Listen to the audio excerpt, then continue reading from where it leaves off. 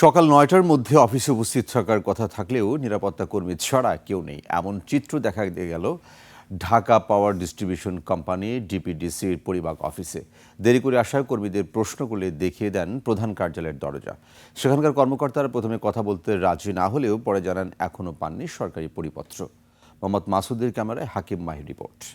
Niacinamide ও salicylic সমৃদ্ধ lily face wash যা ফেসের ডেড স্কিন সেল দূর করে দেয় দ্বিগুণ ফাস্টার ব্রাইটেনিং।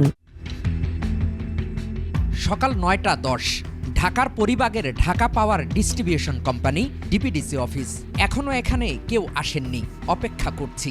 আরও মিনিট ১০ পরে একটি গাড়ি মেন গেইটে।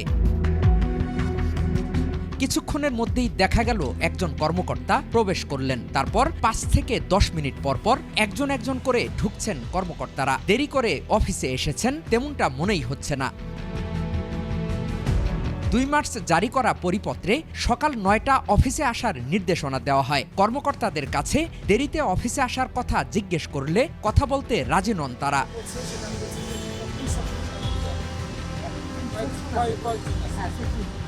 ব্যবস্থাপনা পরিচালক জানালেন, পরিপত্র এখনো পাননি। ইনফ্যাক্ট আমাদের তো সরকারের যে সার্কুলার, এটা আমরা দেখেছি পত্রিকায়। আজকে আশা করছি আমাদের এটা এন্ডোর্সমেন্ট হয়ে যাবে সবাইকে অ্যাওয়ার করার জন্য। আর অফিসে যদি কাটাবনে যে আপনি আমাদের সিস্টেম কন্ট্রোলসের এই অবস্থাটা দেখে থাকেন যে আমার কাছে রিপোর্ট করলেন, আমরা এই অনুযায়ী আমাদের অফিসিয়াল অ্যাকশন যা আছে সেটা আমরা নেব।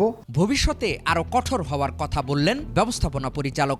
আমাদের ডিজিটাল হাজিরা রেকর্ড হয় প্রত্যেক মাস শেষে, তার স্যালারি স্টেটমেন্টের সময় এই জিনিসটা লাগে।